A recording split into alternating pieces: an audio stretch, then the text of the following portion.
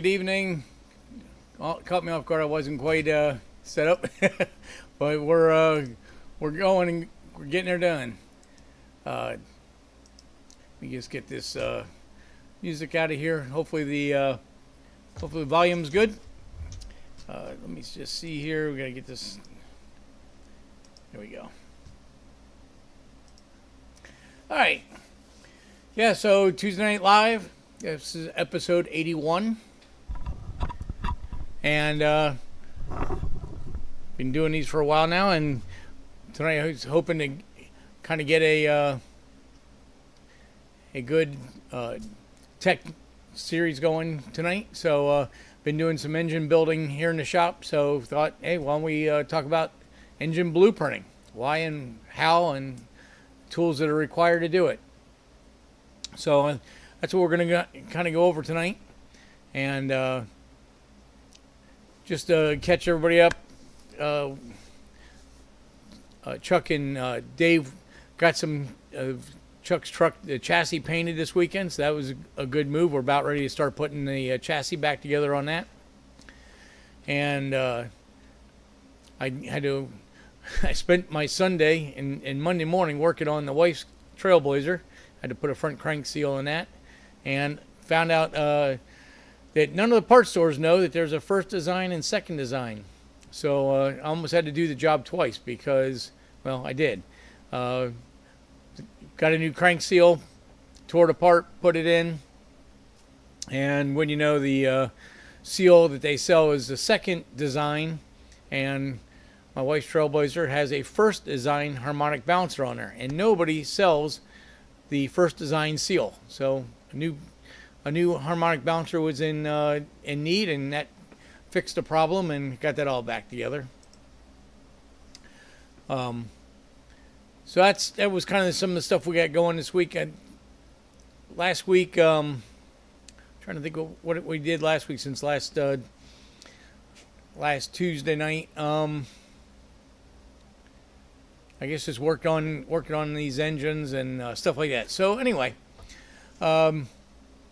couple event notes. I know last couple weeks we've been talking about the SVRA and the HSR events coming to Sebring. I was trying to get the Cup car too. Doesn't look like I will be making either one of those. There's a few things that need to be done to the car to make it track legal. The window net needs to be updated. The fire extinguisher, the fire system, onboard fire system needs to be updated. Of course, I am not able to get into a doctor to get the proper test or get the proper things done at a doctor's to pass my physical. So I'm still going to try to get somebody else to drive the car, but it just doesn't look like we're going to be able to make it. Just not enough time between now and then to get the cars prepped. But one of the things I've always wanted to do would be to go up to Amelia Island, to the Concours d'Elegance up there. It's always a big East Coast deal. So on Saturday, they are at, I think it's March 6th, they have the Radwood, deal, which is 70s, 80s, and 90s cars. And so I reached out to him and was able to get the Cup car in there. So we're going to go up there and display the car, and try to get, and in the meantime get the car prepped for some other events to get the get it set up for the road course. I mean, it's set up, but to get it tested and see where it lines up with everybody. The HSR event, which is in 2 weeks, it's the 22nd, 23rd, I think. I was talking to the race director. He says they already have 29 stock cars showing up for that event. So the stock cars on the road course is becoming a very popular deal, and seems like they're getting the car counts up, and that would be really cool. That's where this car should end up going. Hey, Ryan. Welcome to the show. So 29 stock cars at SVRA meet in Sebring. So I am going to go up. I'll get some film of the stock cars running, and also the Optima Ultimate Street Cars. That's their first event, is at Sebring same weekend. So I think last time I talked to Chris, it has been a couple of weeks, but he was going to that event. I think he was going to take his car. So I'll go up and get some film, show you guys, and should be really exciting. Hey, Mike, how you doing? Yeah, so like I said, tonight I wanted to, since I've been building some engines in the shop, I wanted to kind of go over blueprint stuff, blueprinting an engine, why we do it, how you do it, what tools you need to do it. It's kind of been one of those things last few weeks, been getting a little slow on tech stuff, so tonight I figured we're definitely going to get some tech stuff. Hey, Chris, how you doing? Chris, I don't know if you heard, I was just talking about SVRA and Optima Streetcar. Are you still taking the Nova up to that? But yeah, we'll definitely go up and get some film on that anyway. So, other notes, I did get the next batch of T-shirts in, so I'm getting really close to putting the store together. I'm going to try to work on that this week. So we'll have some shirts available, and then we'll slowly work into different. Right now we're just doing the actual shop shirts, but we'll eventually get into some other stuff, and hopefully we'll be able to release that. Another thing, a date for the SVRA race. Hang on a second. It's 20th is Thursday practice, and the event is 21st, 22nd, 23rd.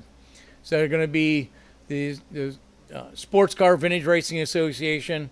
I believe they're going to have Trans Am 2, which my buddy Pat Utt, who was the previous owner of RaceQuip, he's going to be there with his TA2 car, and they're going to have the Optima Ultimate Street Car Series there. So it's going to be a great weekend. A lot of really cool cars racing. So we'll get on that. I'm going to reach out to Optima and see if I can get a schedule of events for them, so I can kind of figure out when's going to be the best deal to go. I'm pretty sure that Pat's main race day is Sunday, but I'll definitely check on that again. So I'll have all that schedules for next week for all the local people. But it'd be really cool to see the Optima series, since I know Chris wants to do that, and that's ultimately what the Vet Hawk is being built for.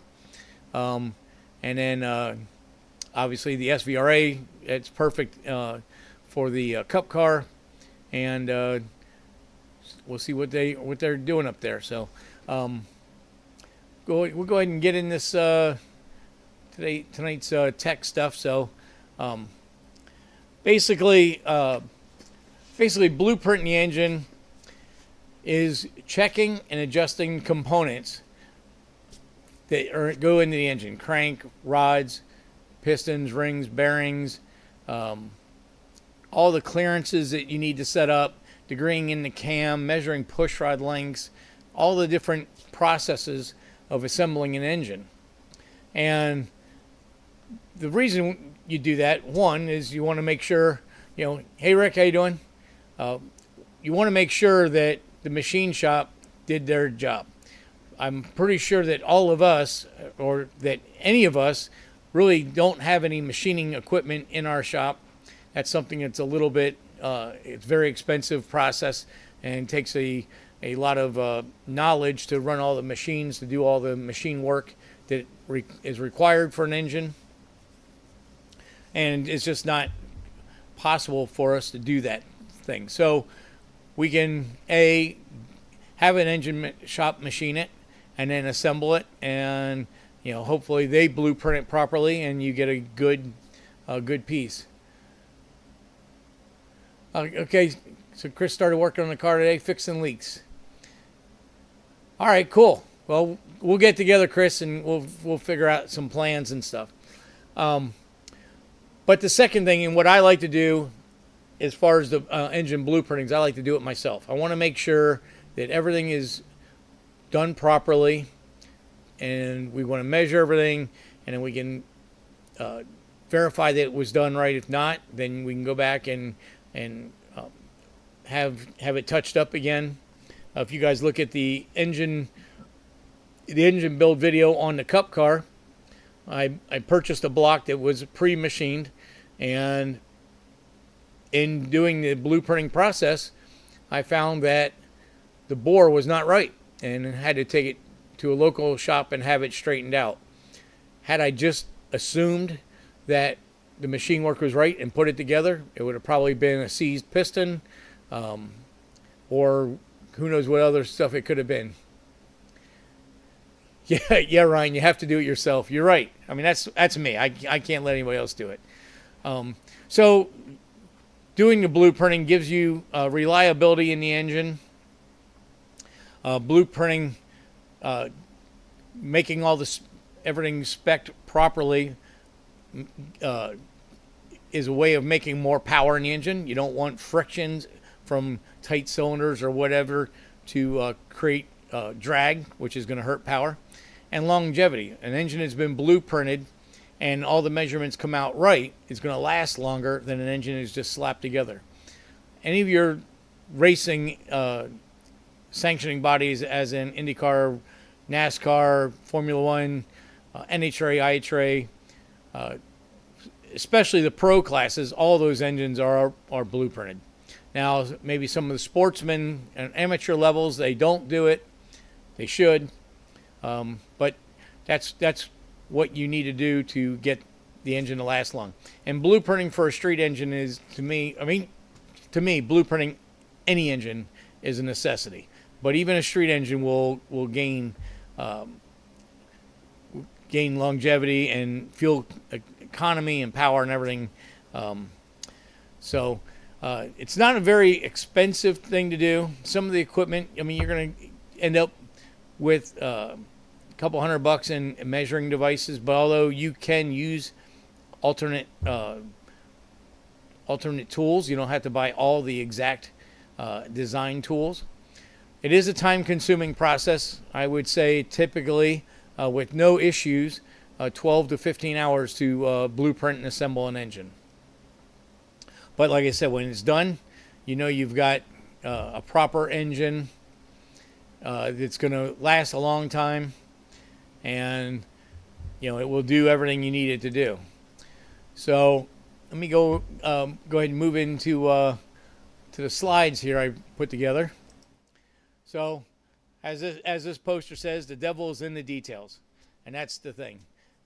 Blueprinting an engine is all about checking all the details, dotting the I's, crossing the T's, making sure everything is correct. It's something that, like we said, is time consuming, but the outcome will be very good. So first I wanted to go over some of the tools that is needed.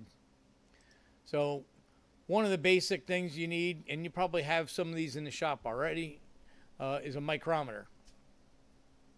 And you know, a lot of people have a 0 to 1 and a 1 to 2 micrometer.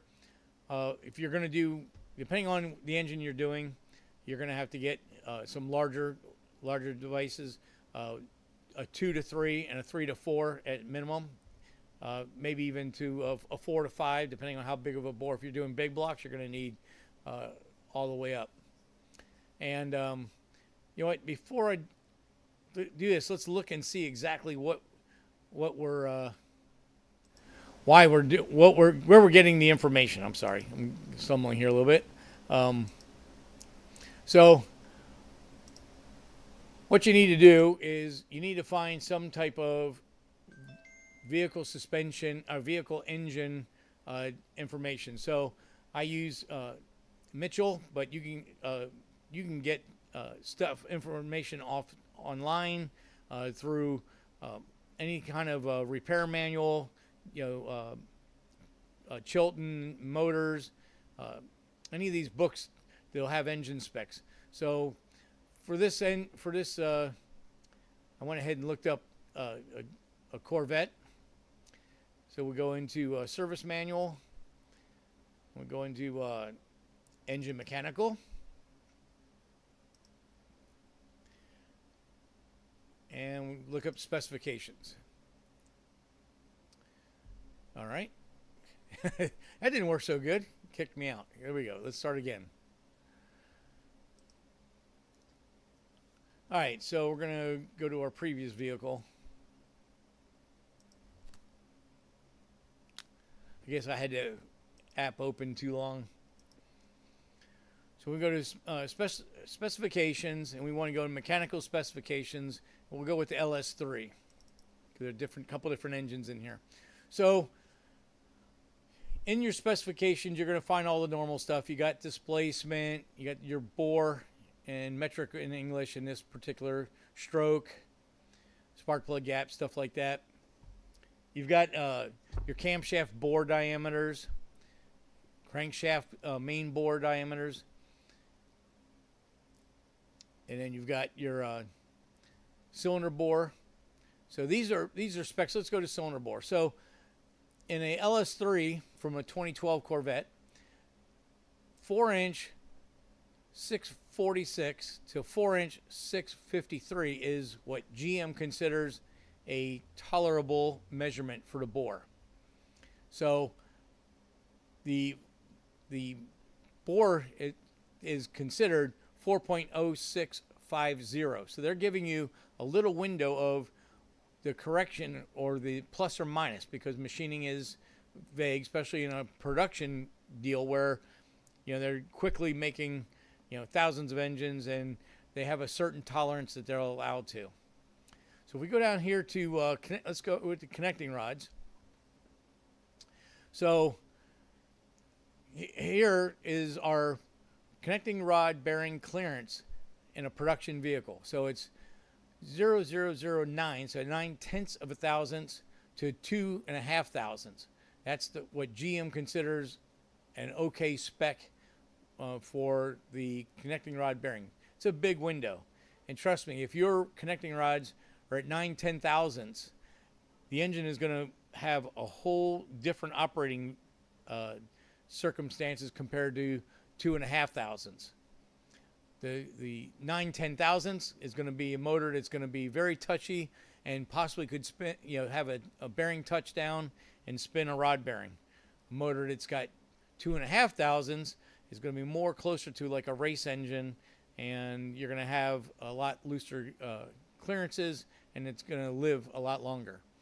Now, one thing about Corvette, which I didn't think about when I looked up this vehicle, is that they have a large window. Typically, you won't see this large of a window. Normally, it's 9/10 thousandths to 1.5 thousandths would be a normal bearing clearance on the connecting rods and on the crankshaft. So these are the things that we want to do when we clearance or when we blueprint an engine. And here, if you look at the service point, 3 thousandths is what GM considers a service limit. So that tells us right away that we can go 2.5 thousandths to 3 thousandths in our bearing clearance on our connecting rods and probably on our crankshaft. We'll look at that in a second. And we'll have no issues with up, because that's the window that we're going into. You're right, Mike. Mike's GM apparently lost the information on their 6.2s. They forgot how to use a micrometer. Because I know Mike in previous shows has said that they've had major problems there. So these are our specs that we're gonna use to blueprint our engine. Now, like your piston clearance. Let's see if we find piston on here. So here's our let's see, piston to bore clearance, and they're they're very tight on that. That must not be right. So their piston to bore clearance service limit with skirt coating wore off is 2.22 thousandths. Wow, Mike's got 4 engines waiting now for trucks for new engines. So the piston to bore clearance production on this particular engine is basically tight to 0 because there's a piston skirt coating on there, and so that's going to change that dimension there. So that's going to be something they're going to allow to seat in. So that's something that because this is a performance motor. You know what? Let's change vehicles here. Let's go to the trucks that Mike's been talking about. Let's go 2015 Chevy truck, just to see what they're doing here. All this information doesn't mean anything. Okay, so we're going to go engine mechanical.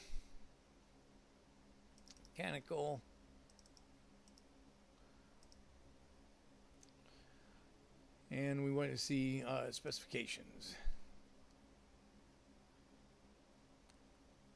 We want to go to the L86, which is the 6.2. So let's see what the specs are on this motor. So our connecting rod clearance, well, it's still the same clearance. All right, so obviously, Mike, like you said, they forgot to use a dial indicator and a micrometer.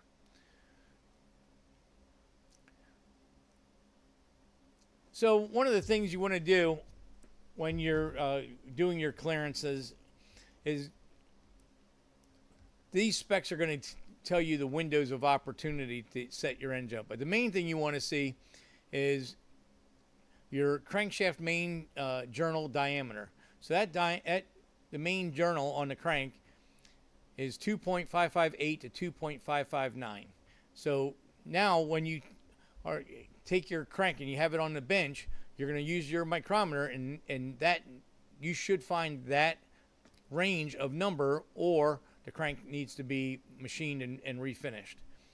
Now, let's see, crankshaft rod diameter, the diameter on the crankshaft that the big end of the rod goes to should be 2.224 to 2.225. So again, you would take your micrometer and measure the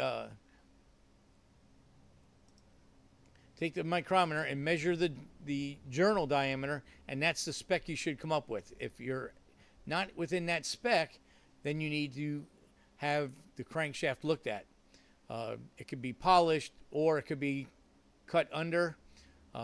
Machine shops can weld the cranks back up and remachine them. So there's multiple things you can do with them. But those are the specs where you're going to get your information for blueprinting. Now, of course, your pistons, you're not going to be using a production piston. You're going to use an aftermarket one. So your instruction sheet from the piston manufacturer is going to have those clearances in there. And it typically will have a range depending on the application. High performance street, drag race, oval track road race, boosted with either turbocharger or supercharger, and nitrous. And so you can look at those specs. The machine shop is going to need those specs, and they'll machine the pistons to their clearance, and then you're going to check them. So how we check, how we set up our instruments. So the first thing you do is, if we go back to this picture here, you can see this box up here, and these are measuring or checking devices. These have been precision ground to be an exact size. So this is a 1-inch micrometer, and this is a 1-inch test piece. So you put that in there, and then you adjust your micrometer till it reads 0. And then you can start off with a device that's measured properly. And the way different information on the micrometer is, obviously this is where you're going to take your measurement from.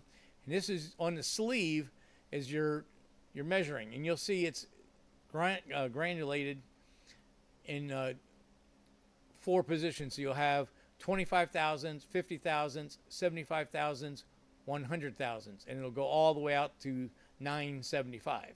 Actually, on this particular one, 1 inch. You're going to have your thimble on here, and different different micrometers have different ways, but there's always a thumb wheel here that's tied tight, and then there's a thumb ball out here that's actually has a clutch in it, and that's where you want to use. So that way when it snugs down, it will only apply so much pressure and it will stop. And then of course the frame and the anvil and lock nut. You want to use the lock nut. So what you do is you put the micrometer on the crank or the piston, turn it in the thimble till it clutches, and then lock the lock nut. And then you are able to read the micrometer. And this is how we read a micrometer. So you can see we're out to the 300 thousandths, and there's our 25, 50, 75 thousandths. So we add those two together, and then we use the numbers on the knob.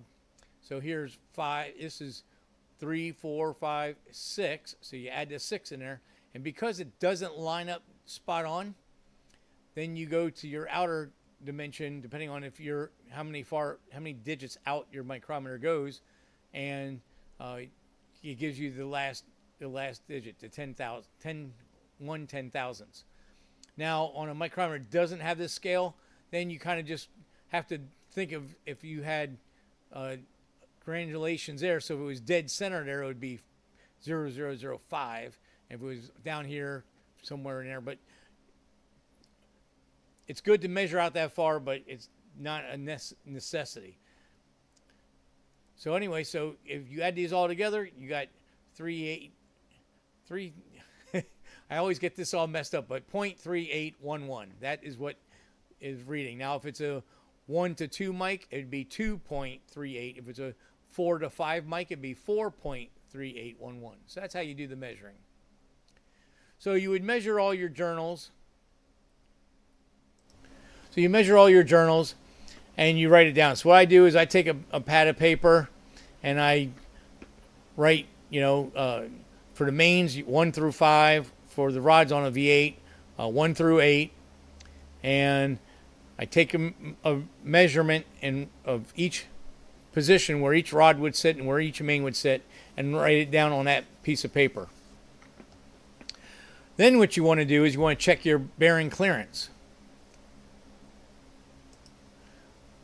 So to check the bearing ID, you need a dial bore gauge, and that's what this tool is. So they come with a bunch of different arbors, and they have different ranges that they go through. So you would set this up. So if you're going to do a crank journal, you're going to use a 2-inch, maybe a 2.2, and then maybe a 0.005 or a 0.1 shim, and then you're going to zero the dial bore gauge to your micrometer. So once you read your crankshaft journal or your piston, whatever you're reading, you lock your micrometer at that position. I normally put the micrometer in a vise with a set of soft jaws, and then you put your dial bore gauge in there and you run it through there, moving it around, looking for the tightest spot. At the tightest spot, that's where you're absolutely the straightest, and then you zero the micrometer in. So whatever the piece is that you're reading, you want this measurement here. So let's say you measured a crank journal and it's 2.350. So that's what you have your micrometer set at. And now you set your dial bore gauge to where it's reading 0 at the tightest spot. And this just goes over how the dial indicator works, or it is. You got your range, and you got your numbers out here. So this one's a 1-inch travel. This is you're going to use for different things. But when you're using the dial bore gauge, 0 is what you're mainly concerned about. So once you have your dial bore gauge zeroed, then you're going to stick it in your cylinder bore or bearing journal, anything that you lifter bore, anything that you want to read the ID of, and you move it back and forth until you find the tightest number, and that's going to be what the measurement is. So then you would write that number down. So I didn't get a good slide, but so let's go to a cylinder bore. You're measuring your cylinder bore. It's a 4030 bore. So you read your piston, and your piston manufacturer will show you where you're supposed to be measuring the piston at. It's usually about 1 inch up from the base of the skirts. And at that point, you're going to use your micrometer, use the thimble to use the clutch to get it to set. And you're going to find that your piston is probably, if it's a forged piston, it's probably going to be like 4.025. Because they're on a forged piston, you're going to want about a 5,000 piston skirt to cylinder clearance. So for argument's sake, we're going to say it's a 4.025 piston diameter. So you're going to lock your micrometer, put it in the vise with soft jaws, lock it down, set up your dial bore gauge, put your dial bore gauge in, and find the tightest, find 0, lock it all in. So now when it's on 0, it's going to measure 4.025. So now you're going to take that and put it in your cylinder bore, and you're going to do it in X. So crankshaft is perpendicular, so vertical you're going to measure top and bottom. You can do the center too, and then horizontal you want to do top, bottom, and maybe center. So you're checking at least 4 but maybe 6 places, and you'll look at your dial bore gauge, and wherever the amount off of 0 it is, that's going to tell you what your piston to wall clearance is. If the piston manufacturer is saying 5 thousandths is the tolerance for piston to wall, then that is what you're going to want to read with your dial bore gauge. You're going to want to see it show 0.005 on the dial, and then you know that the measurement is 100% correct. Now, there's a couple caveats there as far as cylinder bore, and that is the machine shop should use a deck bridge or deck plate when they're honing the motor, and what that does is it's a big, thick steel plate that they bolt to the top of the block to simulate the head being torqued to the block. That will make the engine shift very little, but maybe a thou or two. So your cylinders may not always be exact, but near the base they should be good. Now your cylinder, your main bearing journals and your connecting rod journals will not have deflection. They should be exactly what they are. So let's go back and talk about a crankshaft. You're going to take your crankshaft, you're going to measure it with the micrometer, lock it in, use turn it until the clutch goes, lock it, put it in a vise, set up your dial bore gauge to 0. Now you're going to put your bearings in the engine block, and you're going to torque the main caps to spec. Very important. With the lubricant they say. So on like a production motor, you're going to want to use a little thin coating of oil on the threads and on between the nut and the cap where the nut is going to tighten, because you don't want that friction to throw the torque off when you torque it to spec. Once you've done all that, then you take your dial bore gauge and go in and measure each piston or each main journal with bearing installed. And again, whatever deviation off of 0 is, that's going to tell you what your bearing clearance is.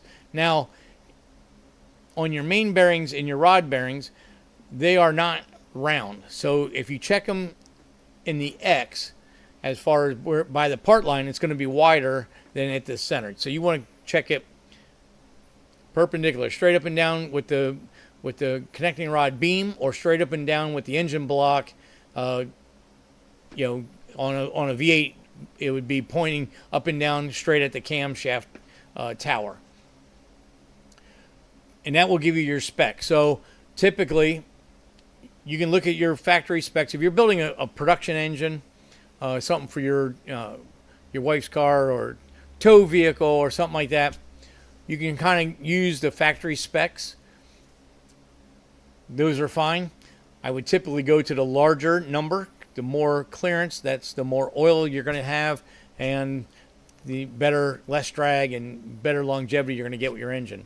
Now, There are some rules of thumb. Typically on a V8 engine with a journal, say 2.2, 2.3, typically you want to go 1 thou per inch of journal. So if you have a 2.5 inch main journal, you definitely want to put your main bearings at 2.5 thousandths. 2-inch rod journal on the crank, you could go 2-inch. I typically like to, from my experience, I like to go more like 2.5 thou on that style of an engine. But 1.7, 1.8 is fine. I would never assemble an engine with anything tighter than that. And things you can do if so, you come up with your spec and you're looking at it and you're measuring it, and it's tighter than it should be. Now, there's a couple things you can do there. One is you could check the line hone on the block, make sure that all 5 or 7, depending on how many mains your engine has, that they're all square and in line with each other. So you take a line bore gauge and use like a 1 thou feeler gauge, and you try to work it underneath the tool in each main when it's laying against all of them. If it's tight or out of shape, you could have the block line honed. If the crank is aftermarket crank, sometimes they're oversized, so you could have it polished to the proper size. Another thing you could do, and maybe easier, is you can change bearings. So in most of your performance engines, small block, big block Chevy, LS, small block, big block Ford, and modular, all your Chrysler engines, big block, small block, Hemi, late model, you can get 1 thou undersized bearing. So let's just say your target is 2,000 or 2.5 thousandths on the mains and rods. You measure them and you're at 2.1, 2 to 2.1. So if you put a 1 thousandths undersized bearing in there, now you're going to be at 3.1. That's too big. So what you can do, and this is something a lot of people don't know, but as long as you use the same brand, you can put a standard bearing on the bottom, which would be against the block, and you could put a 1 thou undersize in the cap. And now you've adjusted it 0.5 thousandths. So now you've taken that 2 to 2.1 or 0.002 to 0.021 journal, where it was a little on the tight side, but by changing a half a set of the bearings, now you've got it dead in your 2.5 thou to 0.6 thou. So very easy. It's just a set of bearings. They're pretty cheap. And then of course, then you can put the 2 leftover set, and now you got another set of bearings ready to go. So it definitely works. There's nothing wrong with it. Engine builders do it all the time, and it works great. So that's what you would do there for your mains and rods. And of course the pistons, like we said, we're going to measure them. Now the pistons, if it's tight, you have to take it back to the machine shop, and he's got to hone the cylinder some more. If you find that the cylinder bore is spot on the whole thing, it's very possible they did not use a torque plate. And I would talk to your machine shop and ask them, hey, did you use a torque plate when you did the hone on this job? So that's something you'd have to find out on a case-by-case basis. Now, if you're using aftermarket connecting rods, or you're putting brand new connecting rod bolts, you're going to find that you need to measure the rod bolt strength stretch. A lot of the fasteners nowadays, and Mike can attest to this, being a production dealer mechanic, all your mains and head bolts and stuff are all torque to yield now. Even your connecting rod bolts are basically a torque to yield. And what the torque to yield does is it puts a certain amount of stretch in the bolt, and that tells you that bolt is tight. So the bolt manufacturer will do a bunch of testing, and they'll figure that they get the proper torque at this much stretch. Now, obviously, a main bolt or a head bolt, you can't do that. But you can't measure the length because it's in a blind hole. But the manufacturers have already done the math for you, and they'll tell you to torque, say, a head bolt of 30 foot-pounds and then turn it 180 degrees. And if you have a digital, like I have a snap-on digital angle torque wrench, the torque wrench will measure when you get done torquing it at 180 degrees. It will tell you how much torque it took to get to that point. So pretty interesting. You can see like on an LS motor, reusing the head bolts over, and I'll check it, and when I'm done, I'll look at the torque of each head bolt as I was assembling the motor, and if I find them all between, say, 71 and 73, then I'm saying, to me that tells me those bolts are still good and that they torqued in properly. Now, if you got one that was way out of whack, say it only took 60 foot-pounds to go 180 and the rest took 71 to 73, you've got a bad head bolt, and that's why the manufacturers will tell you to replace the head bolts. It's not, or the mains. It's not always critical you do it, but as long as you test the amount of torque it took to achieve that, and you keep, you understand what it took to do that and stuff like that. So let me, before we go into that, I was kind of rushed to get these slides together. I kind of messed a couple things up. So other things you want to do while we're talking. So we've done our connecting rods. We've done our mains. We've wrote down all of the measurements. Then we wrote down the journal with bearing clearance or the cylinder wall clearance. And now we know how much crank the block, rod the crank, and piston the block, all of our clearances are. And as long as they're all within our spec, we can move on. The next thing you want to do is check ring gap. Now, I didn't get any slides for ring gap. There's a bunch of different tools that you can use for squaring rings. So what you do is you take your top and your second ring individually, you stick them in the bore, you use a tool to set the ring square in the bore. Some people would try to use a piston with a ring installed. You can do it that way. It's kind of touchy though, and if it's a dome piston, it won't work. There's some tools on Amazon that actually look like a triangle, and then it's got 3 dowels with thumb screws on it, so you can push the dowels out to the cylinder block, tighten them down, and now that will push the ring down in 3 positions, and it'll get it pretty square. And then, of course, I use a machined tool that actually goes, it's a completely round tool with a step on it, so it locks in the block at a certain depth. And then you take a feeler gauge and you go into the gap of the ring and you find out what the clearance is there. Starting, like 5 thousandths, work your way up to whatever it is till you feel a good drag without shifting the ring.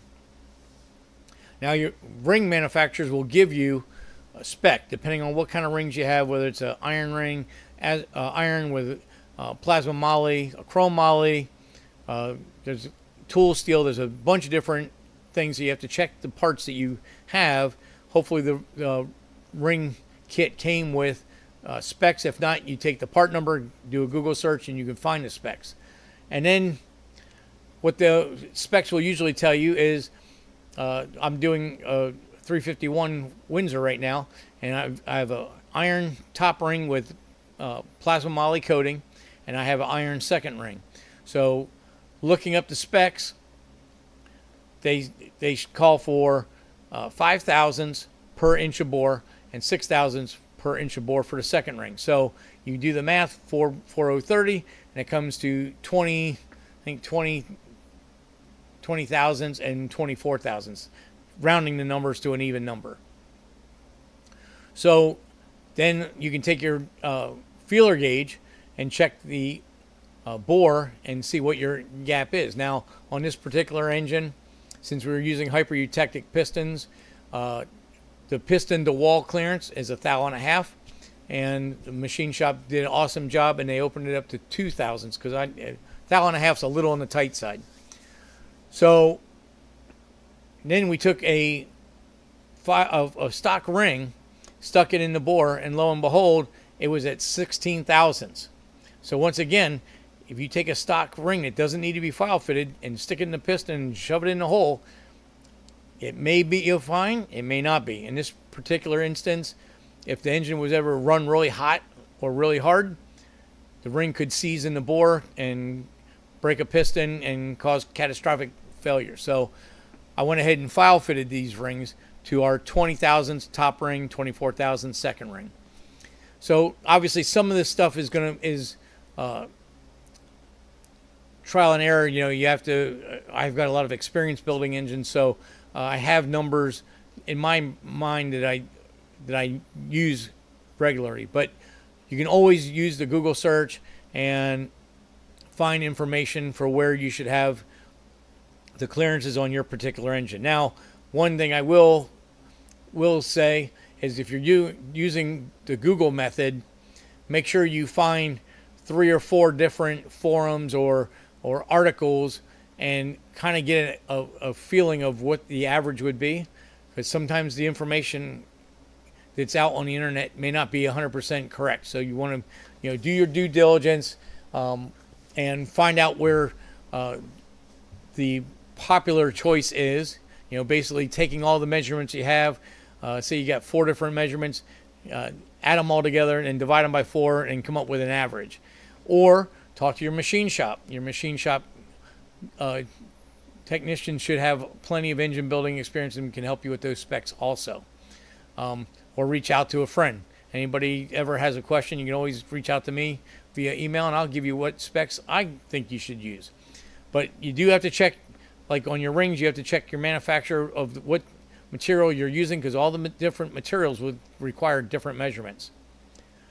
But once you get that done, you can go ahead and put the short block together, and now you're ready to move on. So another tool that you should have for blueprinting engine is a magnetic dial indicator. And you want to use this for a number of things. And this tool can actually even save you for having to buy 5 or 6 different tools.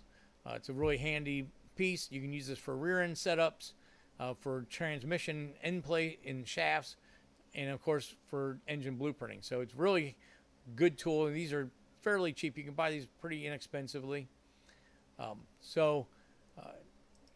Here we're measuring crank endplay. So in your clearances, you're going to see crankshaft endplay, and what that is your crankshaft will have thrust bearings.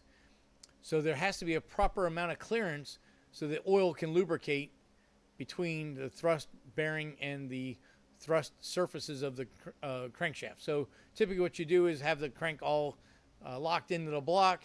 You'll take a screwdriver, pry in between the main cap and the crank throw in one direction, and then find another one to go in the opposite direction. So you go one direction, zero your micrometer out, go the opposite direction, and whatever it shows off of 0 is going to give you your crank end play.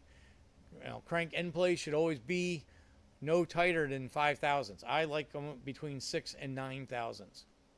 There's a couple things you can do there if you're tight. You can loosen up the crank journal, snug it down before it gets any pressure on it, tap the crank with a rubber mallet in one direction, lock it down, and then remeasure. Sometimes you can get the cap to get a little shift and you can gain 1 thou or 2 that way. If that still is too tight, then what you have to do is take the thrust bearing out, and on a flat surface with, say, 320 grit sandpaper, you want to sand one side of the thrust bearing and only do on one side. Now if you have thrust surfaces on the top and the bottom, you'll have to do the same side on both sides, on both the top and the bottom. But that's how you open up the clearance to get a little bit more clearance. The other thing you could do is have a crank grinder open the clearance, but that's a pretty delicate way of doing it, and not many crank grinding companies are local. So rather than shipping it, you can just do it by sanding the bearing. Ryan says, is end play different for manual versus automatic? Not typically. Not 6 to 9 thousandths is typically good for both directions. Now there is a caveat here. You have to look at your bearing design. Some bearings will have a slot machine, so you'll see a bearing surface, and then it'll have maybe 2 low spots cut in it. And what that's for is that's to push oil through, and as the crank is rotating, it'll swipe the oil to keep oil film between your bearing and your crankshaft thrust surface. Remember, we talked about this in some previous shows, that the bearing is not really a bearing. It's really an insert. The film of oil is your bearing. So that's why this clearance is very important. Now, on a stick shift engine, if you've got a really high pressure plate load, where when you push the clutch in, you almost got to use 2 feet to push the clutch in, you're going to want your bearing clearance a little on the looser side, because you're going to want as much oil to get to it as possible. Same thing is if you're running a torque converter, and it's a fairly loose converter, but not a very expensive, well-built torque converter. If you buy have a local converter company, or you buy like a white box style torque converter, it doesn't have the anti-ballooning plates welded into it, you'll want to have a little bit more clearance, because what's going to happen is when you try to load the crankshaft with a trans brake, or you're trying to power brake the engine, the converter is going to balloon. It's going to push the crank forward, and if it doesn't have lubrication on it, you're going to burn the thrust up. So those are the 2 things. You want to make sure that you got some oilers on your crank throw. Now, if you look back at my engine assembly video on the 4200, on that particular engine, that engine GM only puts a thrust on the block side of the engine. It doesn't have a thrust surface on the cap, so it only has a half a moon on there. And I noticed that when I took the engine apart from self-racing, they built the engine for racing. What they did was they took another bearing set and put a thrust on the cap side, which then they had to put a pin to hold the bearing, and you had to drill the bearing to hold it in place. Kind of crazy what they were doing there, but obviously they saw that there was a thrust issue. So what I did, and I've done this before, and this is something you can do if you have an engine that has a car that has a really stiff, say a 2,900 pound pressure plate on your clutch, or you have a converter issue where your converter is ballooning. Even if it's a good converter, you're still knocking thrust bearings out. What you can do is you can take I think it was a 30 thousandths or 40 thousandths drill bit, and I drill through the thrust bearing into the main oiling journal, and then I tap it with a 832 tap, and then I use a carburetor air bleed, which is an 832, and I can stick a screw and air bleed into that passageway, and now I've got pressurized oil going to my thrust bearing. So I think on Leo's 4200, I think I used a 30 thousandths or 35 thousandths air bleed, and then I chamfered the bearing around the hole that I drilled through the thrust. And so now we only have 1/2 the moon bearing in there, but it's got pressurized oiling on it. So that's going to maintain a thick film of oil even when the converter is ballooning and trying to force it forward. Mike says the newer 2019 and up LT motors only have a thrust on the block side only. Okay, right. So just like the 4200s. So on that particular engine design, you really need to pay attention to the thrust when you're rebuilding your engine. So, the first thing you want to do is when you take your engine apart, you want to inspect everything as it comes apart. So if you see the thrust material on the insert is messed up, or it's got some discoloration, you've got some discoloration in your crankshaft near the thrust surface, you've got a lubrication issue there, and you're going to have to do something about it. So one of the easy ways to do, like I said, is to drill a small bleed hole, typically right underneath your engine block at the main. There's usually an oil passage right below it. So you just take a long aviation drill bit, so you can get those McMaster cars where I got mine. So I was able to get a proper drill size for the 832 thread, and I was able to drill through the thrust bearing on the backside facing the flywheel. That's the load's going to be pushing towards the front of the engine.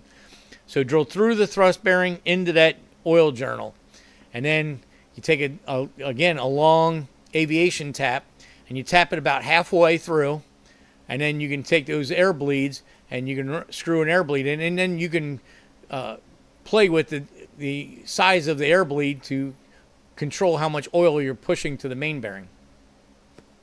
It works really well. I've started doing that on engines back near 20 years ago, and a really good dear engine friend of mine, engine builder that had been in the business for a long time, and the old timers, they had to do a lot of tricks because they didn't have race bearings. They had to use production bearings for everything, and torque converters and clutches and stuff. The technology was really weak back then, so they had to find ways of fixing it with what they had, and that was one of the ways they did it. So getting close to time here, but let's go through the last couple things. So this is a lifter dial bore gauge, not dial bore, it's a cam dial indicator, and you have two different kind of bases on there. There's a round one for a roller cam and a flat one for a flat tappet. And this is for degreeing in your camshaft. You can also, this picture isn't good. Let's go to this picture. That's not the one I wanted. Well, we'll use that one. So, like I said, you can use a magnetic base and go off your top of your push rod. That works fine. If you have aluminum cylinder head, you'll have to bolt a steel plate for the magnetic base to hook to.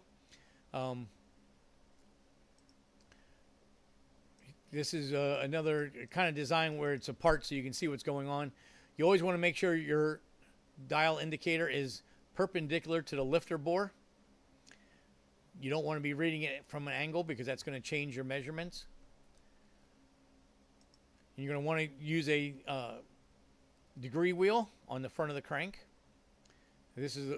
I like this one, this Pro wheel. It's about 12 inches in diameter. It gives you really good separation between the degrees of numbers. You want to put some kind of pointer, just make them out of coat hanger or something. There's another one, another coat hanger method. Sorry, I didn't get the deck bridge. Okay, so what you want to do, go back to this. Yep, sorry about that. So you can use this indicator and measure the piston. I don't know where that picture went. So with your cylinder head off, you can use this indicator, go to the center of your piston, measure it up and down, find the highest spot, then drop it down 50 thousandths, put your degree wheel on and set it at like 10 degrees before TDC, and then rotate the motor up and then back down to where your dial indicator goes back to your same number, say 10 thousandths. Read your dial indicator and your degree wheel, and you keep moving your degree wheel until it is true TDC, because the way the connecting rod rotates on the crankshaft, there is about a 5 degrees where the piston is at top dead center. They call that dwell angle. So you have to read it with the piston on its way down and on the piston on its way up and then back down again, and then divide those in half, and that gives you your true TDC. So you don't have to worry about that. Now you can see this setup is made. It's got a center bore hole and it's got 3 bolt holes to go to a harmonic balancer. You always want to do it before you put your balancer on.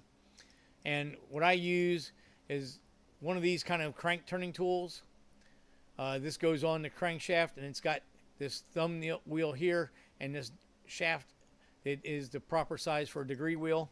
And at the end of it, it'll have a 1/2-inch drive for your ratchet, so you can rotate the engine.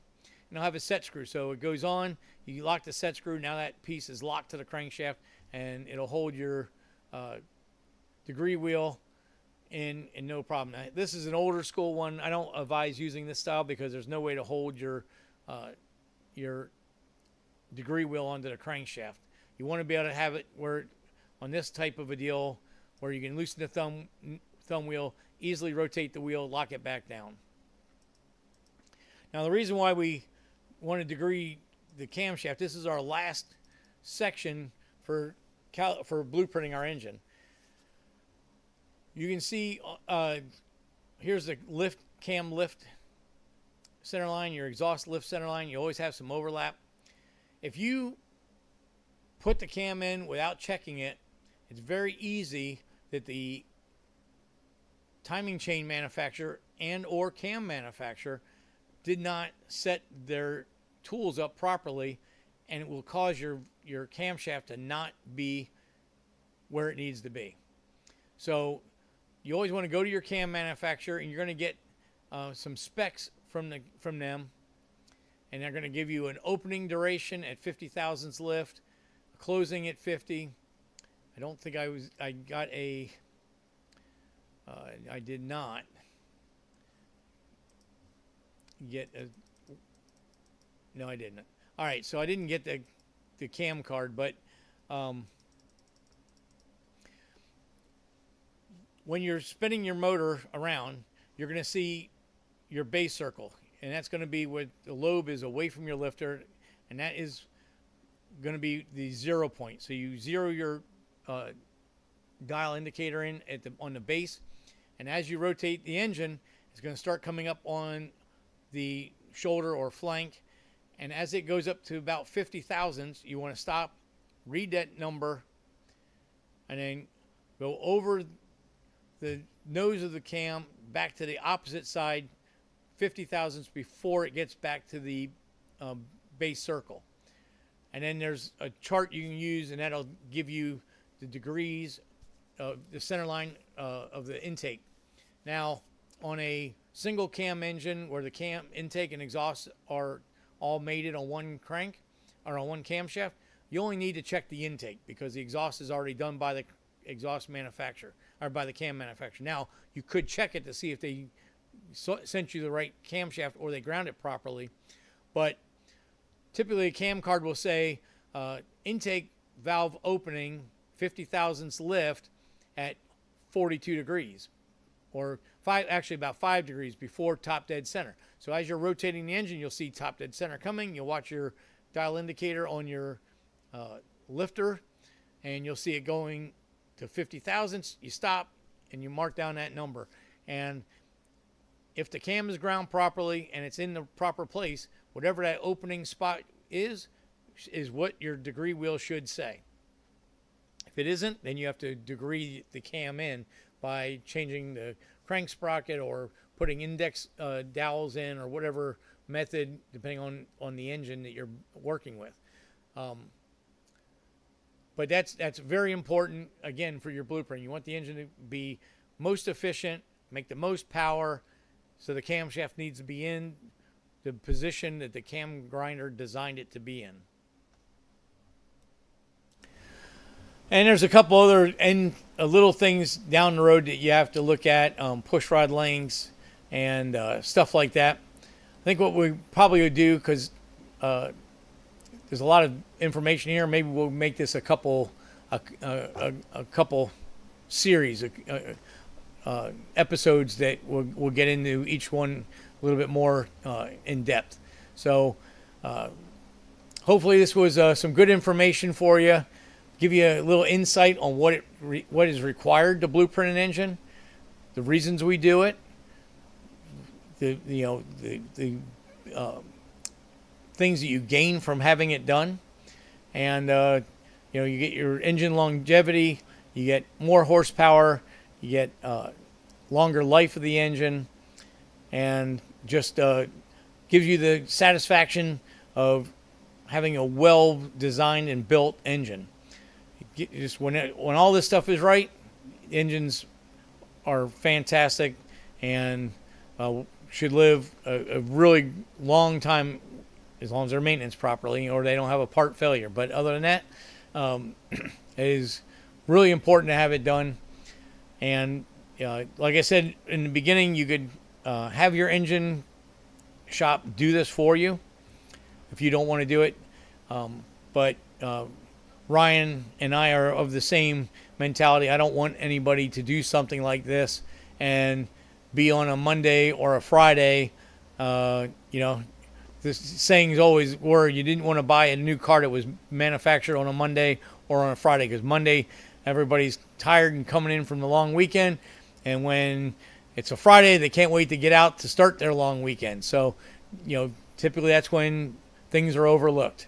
So do this yourself, take your time, and then you'll know for a fact that the engine is going to be fantastic and live a long life and give you great service and make as much power as it can in the design that you've built.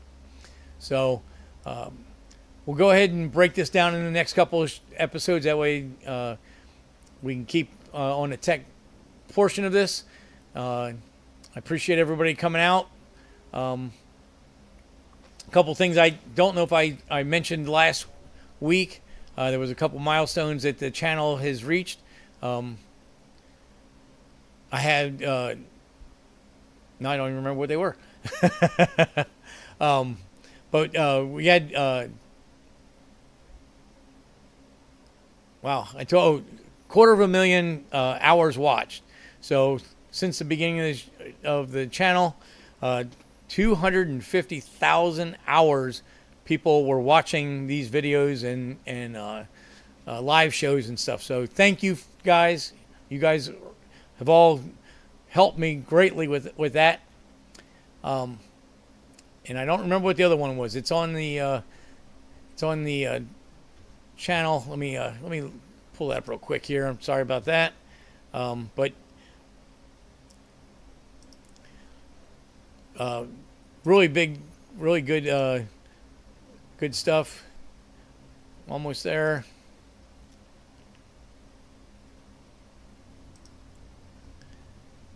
Where am I not finding it?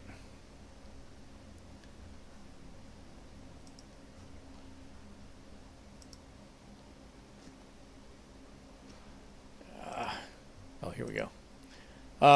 So 250,000 views, and the other thing was what was it? Yeah.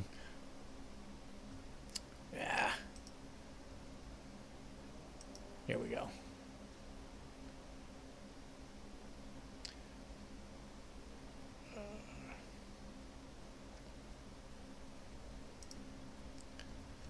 Wow.